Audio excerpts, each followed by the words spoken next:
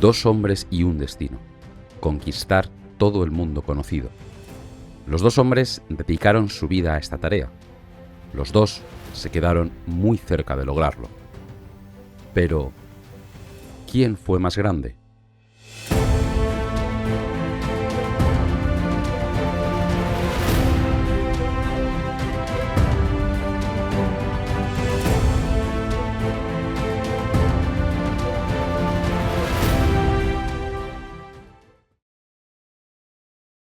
La historia tiende a buscar gigantes, aquellos individuos excepcionales que rompen el molde de su tiempo y alteran el curso de las civilizaciones.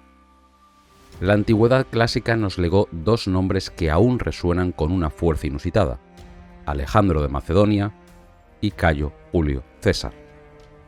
Separados por casi 3 siglos, sus trayectorias vitales dibujan una simetría tan asombrosa que el propio escritor griego Plutarco, hace casi ya 2 milenios, los emparejó en su obra para juzgar sus virtudes y sus defectos. Hoy, despojados del mito, el análisis revela una realidad mucho más profunda que la simple leyenda. Ambos hombres heredaron mundos fracturados que clamaban por un liderazgo firme. Ambos lograron moldear ejércitos devotos que los seguirían incondicionalmente. Ambos alcanzaron un poder absoluto inimaginable para sus contemporáneos. Y finalmente, ambos encontraron muertes violentas justo cuando rozaban la cúspide de su gloria. Para comprender cómo se forja un conquistador de esta magnitud, debemos viajar a sus respectivos orígenes. En el año 356 a.C., en la ciudad de Pela, capital del reino macedonio, nace Alejandro. Su punto de partida se sitúa en la cima de la pirámide social, ya que viene al mundo como príncipe heredero. Sin embargo, ser príncipe en la Macedonia de aquella época no garantizaba en absoluto una vida larga. La corte macedonia era un entorno brutal, un nido de intrigas donde las traiciones y los asesinatos se utilizaban como herramientas habituales para resolver las disputas dinásticas. Su padre era el rey Filipo II, una figura vital para entender el desarrollo posterior de Alejandro. El mito del hijo jamás habría podido materializarse sin el trabajo previo del padre. Cuando Filipo subió al trono, Macedonia no era más que un reino marginal, un territorio periférico al que los griegos del sur miraban con desdén y consideraban habitado por bárbaros. Pero en unas pocas décadas, Filipo logró transformar esa nación atrasada en la potencia dominante de la región. Lo consiguió mediante la creación de la máquina militar más perfecta que había visto su época. Filipo reformó el ejército por completo, introduciendo la famosa falange macedonia y dotando a sus soldados de la sarisa, una pica larguísima capaz de destrozar cualquier formación enemiga. Además, profesionalizó a las tropas e integró a la nobleza local para formar la temible caballería de los compañeros. Cuando Alejandro alcanza la edad suficiente para comprender su entorno, observa que su padre ya ha sometido a casi toda Grecia. La sombra paterna se proyecta de forma alargada sobre el muchacho, revelando a un gigante político que ejerce una presión asfixiante sobre el heredero. La ambición naciente de Alejandro choca violentamente con los logros que su progenitor continúa acumulando. Plutarco relata cómo el muchacho se quejaba amargamente ante sus compañeros, lamentando que su padre lo conquistaría todo y no le dejaría ninguna hazaña importante que él pudiera reclamar para sí mismo. A pesar de estos temores, Alejandro recibe una educación impecable. Filipo contrata al filósofo Aristóteles para instruir a su hijo en materias fundamentales como la política, la filosofía y la literatura. Durante estos años de formación, Alejandro desarrolla una obsesión profunda por la Ilíada. Llega al extremo de dormir cada noche con un ejemplar del poema bajo su almohada, acompañado siempre por una daga. El príncipe se identifica plenamente con el héroe Aquiles y decide buscar la gloria eterna por encima de la perspectiva de disfrutar de una vida larga. El famoso mito sobre la doma del caballo bucéfalo ilustra a la perfección su carácter indomable. Hablamos de un animal salvaje que ningún jinete de la corte habría conseguido montar. El príncipe observa atentamente y nota que la bestia simplemente siente pánico de su propia sombra, por lo que decide girar al caballo hacia el sol, logrando calmarlo y dominarlo al instante. Ante esta exhibición de astucia, Filipo abraza a su hijo y le advierte que deberá buscarse un reino más grande, porque Macedonia se le ha quedado pequeña. Si damos el salto en el tiempo hasta el año 100 a.C., llegamos a Roma para presenciar el nacimiento de Cayo Julio César. Su punto de partida es radicalmente diferente al del macedonio. César pertenece a la familia patricia de los Julios, un linaje antiquísimo que reclama descender de la diosa Venus. Pero en la Roma de aquel periodo, ostentar un prestigio antiguo no servía para pagar las deudas acumuladas. Su estirpe, aunque noble, carecía de riqueza y adolecía de una influencia real en los foros de decisión. El entorno vital que acoge a César no es una corte monárquica, sino una república agonizante que se desmorona día tras día. Las instituciones romanas colapsan ante la imposibilidad de gestionar el peso administrativo de un imperio mediterráneo en expansión. Esta tensión estructural termina estallando en una serie de guerras civiles que sumen a la sociedad en una época de violencia extrema. Dos líderes militares implacables, Cayo Mario y Lucio Cornelio Sila, se disputan el control del Estado a sangre y fuego. César estaba emparentado estrechamente con Mario por matrimonio. Cuando Sila vence a sus rivales y asume la dictadura, comienza una purga sistemática que pondrá al joven en la diana. El dictador publica unas temibles listas de proscritos, las cuales incluyen los nombres de ciudadanos que pueden ser asesinados legalmente por cualquiera a cambio de una recompensa. El joven César se ve despojado de su herencia y pierde así su cargo sacerdotal, pero demuestra una firmeza inaudita al negarse rotundamente a divorciarse de su esposa para complacer al dictador. Esta rebeldía le obliga a huir de Roma, viéndose forzado a dormir cada noche en un escondite distinto mientras padece una fiebre interminable. Sila, cediendo a las presiones de varios allegados, finalmente le perdona la vida a regañadientes, pero dejará una advertencia profética señalando que en ese muchacho insubordinado se ocultan muchos Marios. Esta experiencia inicial enseña a César una lección brutal que marcará su existencia. En el tablero político, mostrar debilidad resulta mortal. A diferencia de Alejandro, el romano no hereda un reino funcional ni recibe el mando de un ejército invencible. César comprende que tendrá que construir su poder desde cero. Para lograrlo, decide abandonar temporalmente la convulsa capital y forjar una carrera militar en las provincias de Asia Menor. Allí demostrará un valor excepcional durante el asedio de Mitilene, ganando la codiciada corona cívica por el acto heroico de salvar la vida de un conciudadano en pleno combate. En un viaje posterior, César será secuestrado por unos temibles piratas cilicios. Este episodio particular revela en toda su magnitud su carácter inquebrantable. Cuando los piratas exigen un rescate de 20 talentos, César se ríe abiertamente de ellos y les asegura que su persona vale al menos 50. Durante los días que durará su cautiverio, lejos de acobardarse, se comporta como si él mismo fuera el jefe del campamento. Lee poemas y recita discursos ante sus captores, a quienes no duda en insultar llamándolos bárbaros si no aplauden con suficiente entusiasmo. Con una frialdad pasmosa, les promete que en cuanto vuelva a ser libre, regresará con una flota armada para crucificarlos a todos. Los piratas tomaron la amenaza como una broma y reían a carcajadas, pero César es un hombre que cumple su palabra de forma implacable. Tras pagar el rescate y recuperar su libertad, reunirá una pequeña escuadra privada, perseguirá a sus captores, los apresará sin piedad y ejecutará la sentencia exacta que les había prometido. Al analizar estas etapas formativas, observamos que Alejandro y César enfrentan desafíos vitales diametralmente opuestos. El macedonio debe demostrar constantemente que es digno de recibir una herencia monumental, asegurando su posición sucesoria dentro de una corte plagada de conspiradores, donde la poligamia paterna genera facciones rivales que amenazan su derecho al trono. Cuando Filipo muera asesinado, Alejandro actuará con una rapidez letal para eliminar a cualquier rival interno que pudiera disputarle el poder. Una vez asegurada la corona, asumirá el mando supremo del ejército que su padre había perfeccionado. Él no tiene que gastar energías en inventar las herramientas necesarias para la conquista, porque ya las tiene firmemente sujetas. Su única tarea será dirigirlas hacia el este para arrollar al colosal imperio persa, impulsado por el motor inagotable de la venganza griega y por la sed infinita de gloria. Por el contrario, el camino de César resulta mucho más sinuoso.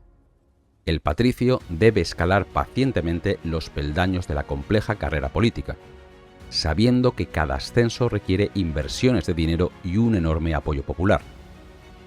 A lo largo de los años ejercerá como cuestor, como edil, como pretor y finalmente como cónsul, contrayendo deudas astronómicas para financiar juegos públicos espectaculares destinados a sobornar el favor de los votantes. Cultivará meticulosamente una imagen de político cercano al pueblo, valiéndose de sus dotes como orador brillante. César entiende perfectamente que el Senado funciona como un club oligárquico cerrado que desprecia profundamente a los advenedizos. Su motor no consistirá en heredar un trono preexistente, sino en garantizar su propia supervivencia política. Sabe que la verdadera fuerza reside en el control absoluto de las legiones, pero también es consciente de que, para obtener un mandato militar relevante, primero necesita dominar el traicionero terreno de la política urbana. Es fascinante comprobar cómo estos dos caminos paralelos terminan convergiendo de manera simbólica en la remota península ibérica. En el año 69 a.C., César llegará a Hispania ostentando el cargo de cuestor. Este nombramiento supone su primera gran responsabilidad administrativa fuera de la península itálica y representa un periodo vital para la formación del futuro líder. Durante su estancia en Hispania, César se familiarizará con los entresijos de la administración provincial, observará detenidamente el inmenso potencial económico de los recursos territoriales y comprenderá la lealtad militar que un comandante puede cultivar en las duras fronteras del imperio.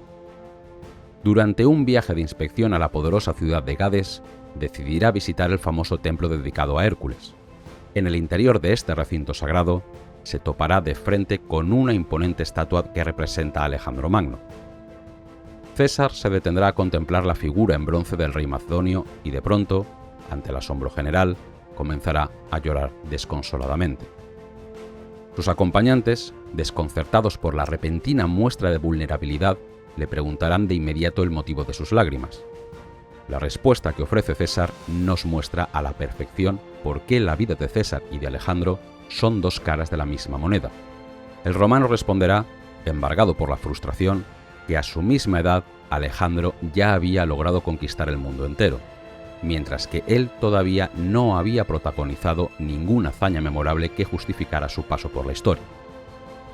Alejandro había muerto a los 32 años, habiendo sometido bajo su yugo al imperio más vasto conocido por la humanidad.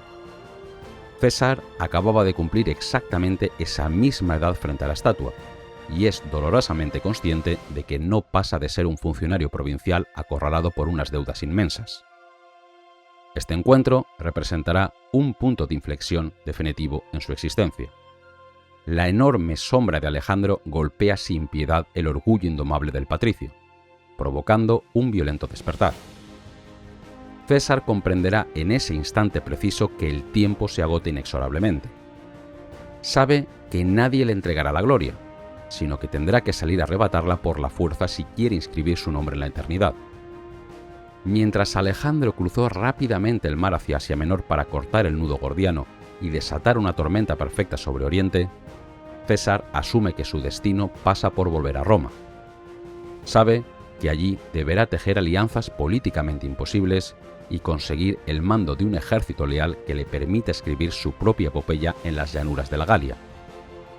La verdadera confrontación entre estos dos colosos no tuvo lugar en un campo de batalla físico, sino que ocurrió en la mente atormentada de un romano maduro que se miraba en el espejo inalcanzable del bronce griego. Alejandro encarna para siempre el mito resplandeciente de la juventud triunfante. César representa la perseverancia calculada del estratega maduro. Ambos están a punto de incendiar sus respectivos mundos para no apagarse jamás. El inmenso escenario de la antigüedad está listo. El juego despiadado por el poder acaba de empezar. El poder no se hereda, sino que se conquista. Alejandro y César comprendieron esta premisa desde el principio, asumiendo que el éxito requería hechos incuestionables para lograr transformar sus naciones. Ambos sabían que necesitaban el apoyo de sus tropas, por lo que sus caminos hacia el mando estuvieron marcados por decisiones irreversibles que definieron el destino del mundo. Si viajamos a la primavera del año 334 a.C., encontramos a Alejandro cruzando el estrecho del Helesponto.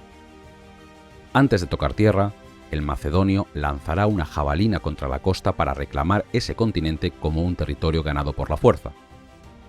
Su ejército avanzará velozmente hasta la ciudad de Gordio, donde descansa un carro atado con un nudo intrincado en el templo principal.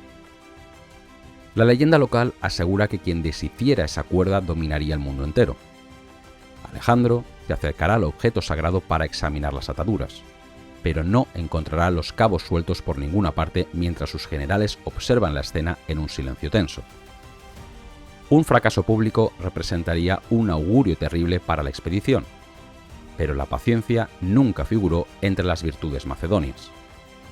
Sin estar dispuesto a perder el tiempo desentrañando un acertijo minucioso, da un paso firme hacia adelante y desenvainará su espada en un movimiento brusco.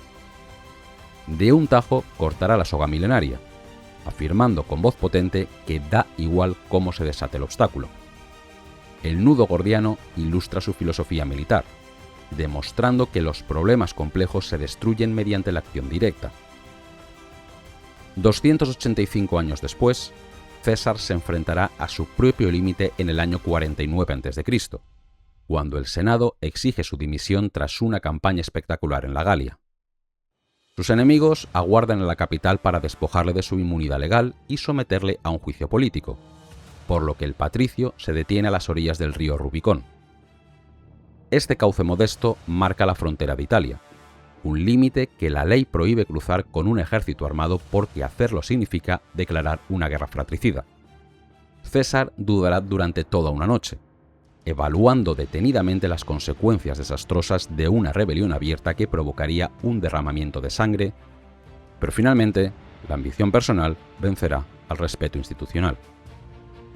Tomará una decisión irrevocable y pronunciará una frase histórica que resuena hasta nuestros días: la suerte está echada. El general expoliará su montura y cruzará el agua helada mientras sus soldados le siguen sin dudar un segundo. Al igual que el macedonio en Gordio, el romano rompe la tradición establecida de un golpe certero, cortando las amarras con el pasado republicano sin dejar un camino de regreso. El prestigio definitivo de ambos líderes se forja en el campo de batalla, donde Alejandro debe enfrentarse al imperio inmenso de los persas. El rey Darío reunirá una fuerza formidable para aplastar la invasión europea, alcanzando el clímax en la llanura polvorienta de Gaugamela. Las tropas macedonias sufrirán una desventaja severa ante el horizonte cubierto por miles de soldados enemigos, pero Alejandro rechaza una guerra de desgaste para buscar directamente la cabeza del soberano rival. El estratega desplegará su infantería pesada en el centro con la misión de soportar el ataque frontal de los carros falcados. Mientras los piqueros aguantan el empuje mortal, Alejandro liderará la caballería de élite por el flanco derecho para aprovechar una brecha en la línea contraria. Girando en un ángulo agudo y cargando a galope tendido con su lanza apuntando hacia el carro suntuoso de Darío, cuya audacia temeraria aterroriza al monarca oriental, estará cerca de lograr su objetivo. Darío entrará en pánico y huirá del campo, provocando que su ejército inmenso se desmorone rápidamente al perder a su líder, lo que dejará a Alejandro como claro vencedor del choque. En contraste, el genio militar de César brilla en la guerra de asedios durante una conquista que dura 8 sangrientos años. La prueba máxima ocurrirá en la fortaleza de Alesia, donde el líder Vercingétorix se atrinchera en la colina con miles de guerreros desesperados. César comprende que no puede tomar los muros mediante un asalto frontal, así que decidirá construir un anillo de fortificaciones alrededor del asentamiento rebelde para rendir a los defensores por hambre. La situación da un giro dramático cuando un ejército de auxilio avanza desde el norte para rescatar a los sitiados, atrapando a César entre dos fuerzas hostiles. Cualquier otro comandante habría ordenado una retirada inmediata, pero César ordenará levantar una empalizada exterior para luchar simultáneamente contra los galos del interior y contra los refuerzos del exterior. Durante el combate decisivo, el general romano dirigirá las tropas hacia los sectores críticos mientras viste su capa roja para que todos sus hombres puedan verle. Cabalgará sin descanso por las líneas defensivas animando a sus centuriones hasta que la disciplina férrea y la ingeniería prodigiosa decidan la batalla a su favor, obligando a Vercingétorix a arrojar sus armas a los pies del cónsul victorioso. Ambas victorias comparten un elemento fundamental, ya que tanto Alejandro como César comprenden que el poder político reside en la devoción de los soldados. Ninguno lidera sus tropas desde una retaguardia cómoda, sino que comparten las penurias físicas de sus hombres en cada campaña, marchando a pie por los desiertos abrasadores de Asia o por los bosques nevados de Europa. Alejandro conoce las cicatrices de sus veteranos porque en cada batalla sangra como un soldado raso, sufriendo heridas y cortes profundos. Sus guerreros no ven a un monarca distante, sino a un hombre vulnerable que arriesga su vida por ellos, creando un vínculo místico que lleva a sus falanges a confiar ciegamente en un líder que siempre marcha en la vanguardia. César cultiva un magnetismo similar al conocer a sus oficiales por su nombre y al dirigirse a las tropas llamándolos camaradas en lugar de utilizar un tono arrogante. Premia el valor personal con raciones extra y con decoraciones brillantes, empleando un método que rechaza el castigo severo para fomentar la lealtad. Cuando una legión entra en pánico al enfrentarse a las tribus germanas, César utiliza la psicología inversa al anunciar que marchará hacia el enemigo acompañado únicamente por su legión favorita, la 10ª. El orgullo herido de los soldados hace el resto del trabajo, ya que ningún ciudadano romano quiere parecer un cobarde ante su general, manteniendo así la disciplina mediante una lealtad inquebrantable. Este éxito arrollador produce un resultado imprevisto que aterroriza a las élites tradicionales, alarmadas por el culto feroz hacia la figura del líder. En Pela, la nobleza macedonia observa con recelo la autoridad militar de Alejandro al comprender que el ejército imperial ya no lucha para defender a la patria griega, sino que los soldados combaten para aumentar la gloria personal de su rey. En Roma, el Senado conservador percibe la misma amenaza existencial cuando las legiones acampadas en la Galia juran fidelidad a Julio César, ignorando las leyes de la República. Los senadores temen que el general victorioso utilice sus espadas para destruir las instituciones civiles, transformando el triunfo en un peligro mortal para el orden interno. Sus nombres están dispuestos a marchar contra sus compatriotas si el comandante lo ordena, demostrando que la leyenda ya está forjada. Ahora, ambos conquistadores se preparan para abrazar un poder absoluto que los elevará a la categoría de dioses. El triunfo sostenido altera invariablemente la mente humana. Cuando la victoria se convierte en una costumbre predecible, el gobernante empieza a cuestionar su propia naturaleza mortal. Alejandro y César alcanzaron un éxito tan abrumador que las fronteras terrenales parecieron disolverse rápidamente ante su avance. Tras asegurar el dominio militar en sus respectivos territorios, ambos cruzaron el mar Mediterráneo para adentrarse en los misterios profundos de Oriente. Buscaban consolidar sus conquistas recientes, pero en ese viaje geográfico sucumbieron ante el espejismo embriagador de Egipto. Esta tierra milenaria no solo ofrecía riquezas incalculables para financiar ejércitos, sino que presentaba un modelo político radicalmente distinto. En el Valle del Nilo, los gobernantes no rendían cuentas ante un senado hostil, ni debatían ante una asamblea popular, sencillamente porque la población los adoraba como dioses vivos. En el año 332 a.C., Alejandro entrará en el territorio egipcio como un libertador triunfante. Expulsará a las guarniciones persas sin apenas resistencia y el pueblo nativo lo coronará como faraón con júbilo. Sin embargo, el macedonio no se conforma con ostentar un título político extranjero. Impulsado por una curiosidad mística, emprenderá una marcha peligrosísima a través del ardiente desierto para visitar el oráculo sagrado de Siwa. La travesía casi termina en tragedia por la falta extrema de agua, pero finalmente la expedición alcanza el oasis verde.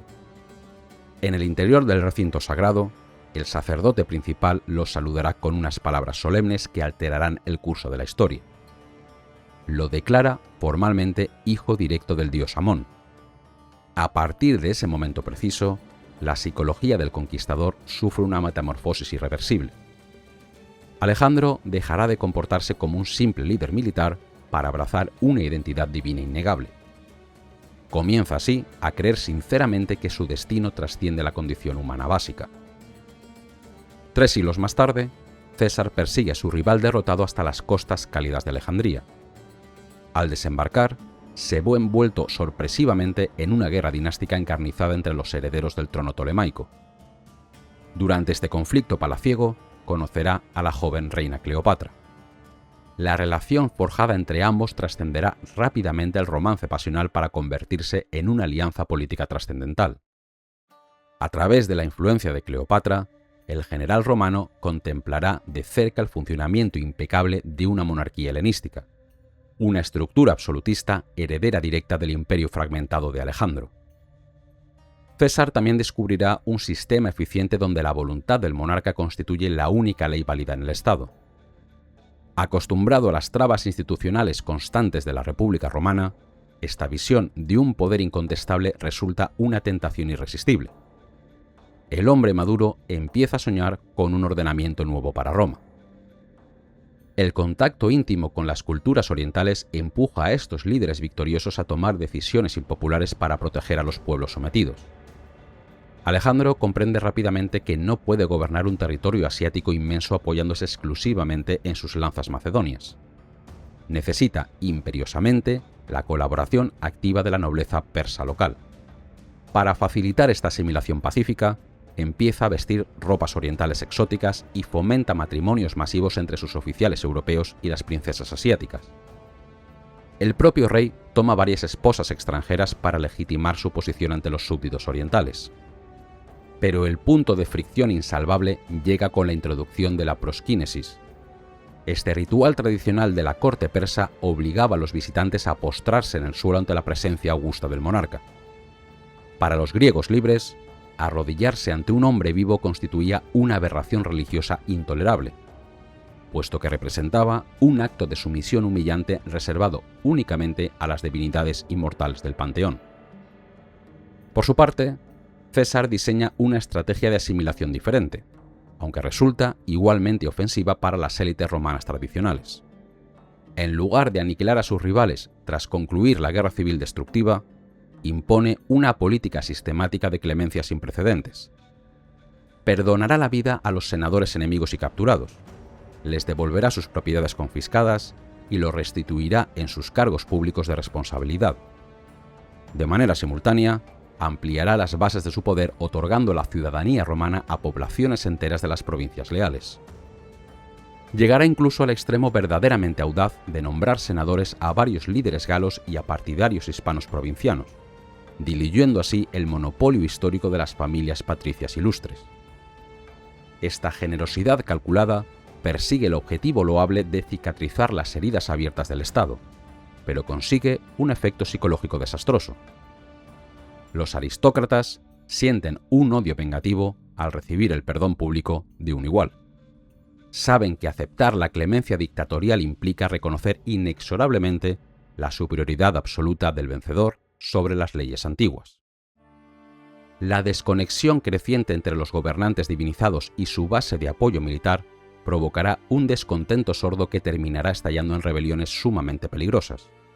Los veteranos macedonios curtidos contemplan con un resentimiento feroz cómo su rey prefiere rodearse de escoltas asiáticos armados. Sienten que han derramado su sangre macedonia para coronar a un déspota oriental lejano. El malestar general culminará en el campamento militar de Opis, situado a las orillas del río Tigris. Cuando Alejandro anuncie públicamente que licenciará a los soldados más mayores para enviarlos de regreso a casa con honores, el ejército entero se amotina violentamente frente a la tribuna real. Los hombres gritan que haga la guerra acompañado exclusivamente por su padre divino, burlándose sin piedad del oráculo egipcio de Siwa. El conquistador reaccionará con una furia animal imprevisible. Saltará físicamente hacia la multitud amotinada, ordenará apresar y ejecutar a los cabecillas del tumulto sin celebrar un juicio previo y se encerrará herméticamente en su tienda de campaña. Tras varios días de silencio angustioso, los soldados se quiebran emocionalmente, acudiendo a llorar desesperadamente a las puertas del recinto sagrado hasta que el rey se digne a perdonarlos. César también sufre un desafío directo por parte de sus tropas invictas. Tras padecer años de campañas agotadoras sin recibir las tierras prometidas para el retiro, sus legiones acampadas en Italia se negarán a embarcar hacia la guerra en África. Los soldados sublevados exigen su licenciamiento inmediato, calculando que el general cederá ante sus peticiones económicas presionando por una necesidad militar urgente. César se presentará en el campamento rebelde caminando sin escolta armada visible. Subirá a la tribuna de madera con un semblante frío e impenetrable y con una indiferencia pasmosa concederá la licencia inmediata a todos los amotinados presentes. El golpe maestro de psicología llega justo cuando se despide de ellos. En lugar de llamarlos camaradas leales, como era su costumbre militar afectuosa, se dirige a la multitud llamándolos ciudadanos. Esa única palabra ordinaria rompe el vínculo sagrado forjado en 1000 batallas compartidas. Los veteranos entenderán inmediatamente que han sido descartados para siempre por su ídolo indiscutible. Completamente horrorizados por el rechazo, suplicarán el perdón general y rogarán encarecidamente volver a su servicio armado, aceptando someterse a cualquier castigo físico con tal de no ser abandonados. Ambos líderes resolverán estas dramáticas crisis militares demostrando un dominio psicológico extraordinario sobre las masas armadas. Sus tropas no pueden vivir sin el resplandor de sus comandantes. Sin embargo, el peligro verdadero que amenaza sus vidas no reside en las tiendas ruidosas de los campamentos castrenses, sino en los pasillos silenciosos del poder civil. Los soldados de infantería pueden perdonar temporalmente los excesos de autoridad megalómana de sus ídolos guerreros, pero las élites aristocráticas desplazadas jamás olvidan una humillación política sufrida. Alejandro ha convertido a sus nobles compañeros de armas en súbditos obedientes y sumisos, obligándolos a aceptar un protocolo cortesano ajeno a sus tradiciones centenarias. César ha transformado a los orgullosos senadores republicanos en unas figuras puramente decorativas, ostentando una dictadura vitalicia inconstitucional que anula cualquier atisbo de libertad política real. Al hacerlo, ambos han cruzado imprudentemente la línea invisible que separa el líder ejemplar del tirano inalcanzable. Al elevarse temerariamente por encima del resto de los hombres para codearse con los dioses, se han quedado peligrosamente solos en la cima del mundo. La desmesura incontrolable de sus propios actos triunfales ha sembrado profundamente la semilla de su destrucción. La tragedia inevitable se cierne velozmente sobre ellos, aguardando con paciencia asesina el momento propicio para asestar el golpe final. Nadie puede escapar de su propio destino, ni siquiera aquellos hombres que han logrado convencer al mundo de su naturaleza divina. La paradoja más cruel en las trayectorias de Alejandro y César reside en que la muerte no los sorprendió en las llanuras abiertas del combate, donde arriesgaron sus vidas imprudentemente en incontables ocasiones, sino en la intimidad traicionera de sus capitales políticas. Ambos genios cayeron de forma abrupta cuando se encontraban en la madurez de sus capacidades de mando, interrumpiendo abruptamente los preparativos de dos campañas monumentales que pretendían ensanchar aún más las fronteras del territorio conocido. Sus desapariciones imprevistas abrieron de inmediato un vacío inmenso en el orden internacional, demostrando que los imperios colosales construidos alrededor de una sola voluntad férrea se desmoronan con facilidad cuando falta el brazo del conquistador. Nos situamos en la primavera del año 323 a.C. Alejandro regresa a la ciudad de Babilonia tras concluir su agotadora expedición en la India. La capital caldea se ha transformado en el centro neurálgico de un vasto imperio multiétnico, un nudo geográfico donde confluyen emisarios de todos los rincones del Mediterráneo para rendir pleitesía al soberano. Pero el monarca no descansa. Su mente inquisitiva ya planifica una empresa naval gigantesca para circunnavegar la península arábiga y conquistar el comercio marítimo del este. En medio de esta febril actividad organizativa, Alejandro acudirá a un banquete nocturno en la residencia de su compañero Medio de Larisa. Durante la celebración, tras vaciar una copa enorme de vino puro, el rey lanzará un grito agudo de dolor y deberá ser trasladado de urgencia a sus habitaciones reales por sus alarmados oficiales. Una fiebre violenta y persistente se apodera de su cuerpo debilitado por los excesos y por las antiguas cicatrices. Día tras día, el estado de salud del conquistador empeora de manera alarmante, mientras los médicos de la corte asisten impotentes al avance de una enfermedad misteriosa que la historia aún discute si fue el resultado del veneno político o de una infección natural. El rumor del colapso real se extiende con rapidez por los campamentos militares, provocando el pánico generalizado entre la tropa. Los veteranos macedonios, completamente desesperados, exigen ver a su comandante por última vez. Los generales permiten que los soldados desfilen en un silencio sepulcral ante el lecho real. Alejandro, despojado ya de su voz potente por el avance de la parálisis, solo consigue saludarlos moviendo sus ojos cansados y alzando levemente su mano derecha. En las últimas horas de lucidez, rodeado por sus lugartenientes consternados que lo interrogan con angustia sobre quién debe heredar el control del imperio, Alejandro pronuncia una frase testamentaria célebre y ambigua que sellará la perdición de su obra. El rey murmura moribundo que entrega su corona al más fuerte. Poco después, entregará su anillo real al general Pérdicas y expirará a la temprana edad de 32 años. Su cuerpo inmóvil quedará expuesto durante días en el Palacio Caldeo mientras sus oficiales, incapaces de asimilar la pérdida del líder divino, comenzarán a disputarse los jirones de un territorio inmenso que nadie más posee la capacidad de mantener unido. Viajemos ahora al mes de marzo del año 44 a.C. Roma vive sumida en una atmósfera de tensión asfixiante bajo la dictadura vitalicia de Julio César.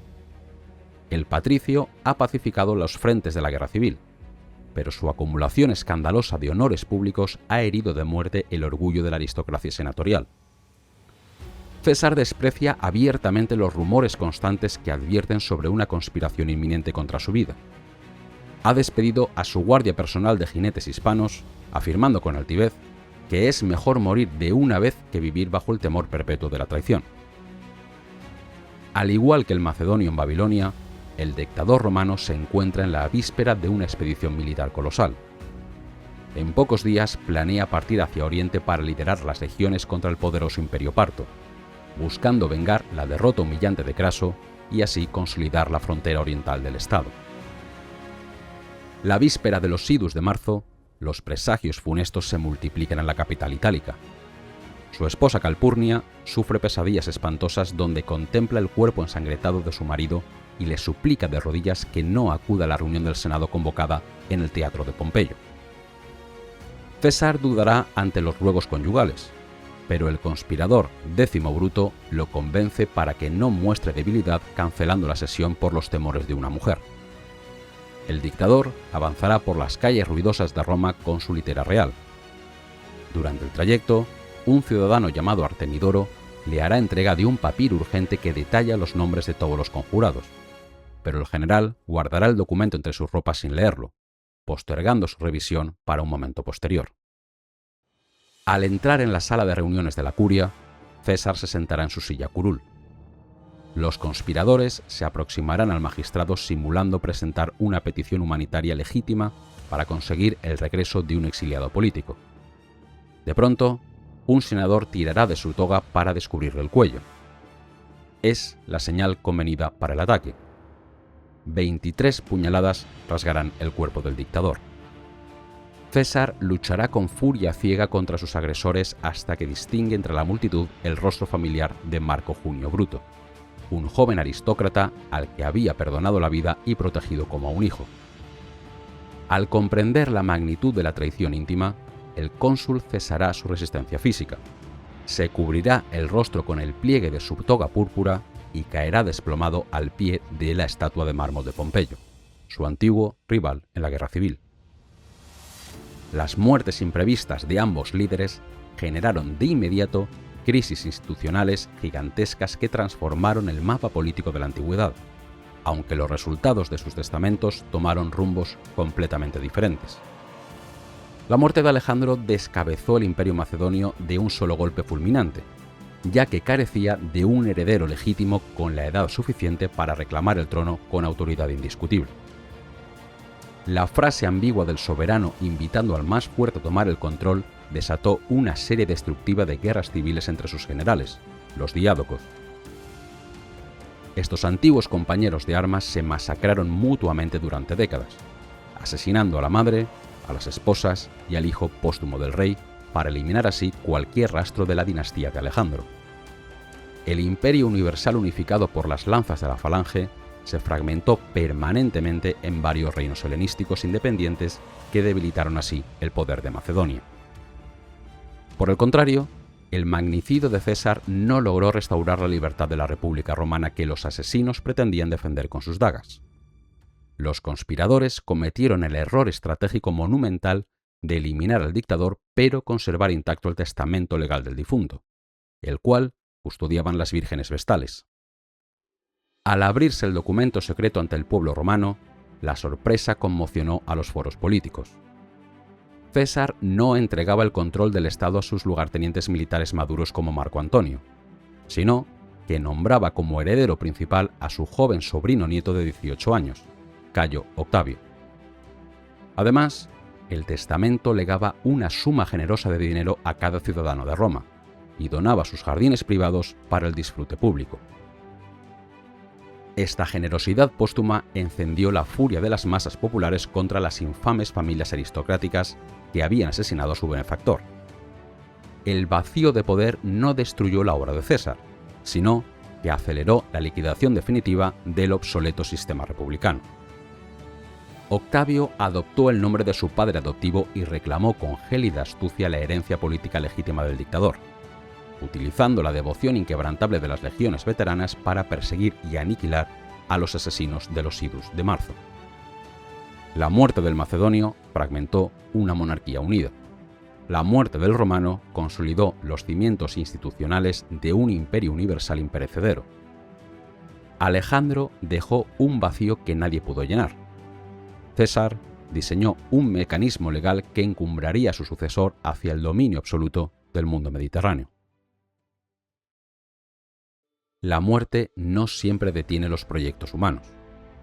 Para la mayoría de los gobernantes, la tumba marca el final de su influencia política. Sin embargo, existen excepciones singulares en el curso de los siglos. A veces, la desaparición del cuerpo físico significa el nacimiento de un mito inextinguible. Alejandro de Macedonia y Julio César dejaron de respirar en la cúspide de sus capacidades. Ambos dejaron un vacío inmenso en sus respectivas naciones. Sumieron a sus sociedades en crisis violentas. Pero cuando el tiempo diluyó los detalles mundanos de su existencia, emergió un legado que redefinió el destino de las civilizaciones. Al analizar el rastro de estos dos conquistadores, descubrimos una paradoja fascinante sobre la supervivencia de sus obras. El imperio de Alejandro sufrió un colapso político fulminante. Su estructura estatal se fragmentó antes de que su cadáver encontrara una sepultura definitiva en Egipto. Su última orden entregaba el reino al guerrero más fuerte. Sus generales macedonios obedecieron el mandato dejándose cegar por la ambición. Descuartizaron el territorio conquistado durante varias décadas de guerra. Asesinaron a la madre, a las esposas y al hijo póstumo del rey para exterminar su linaje. Crearon monarquías independientes como el Egipto ptolemaico o la Siria seleucida.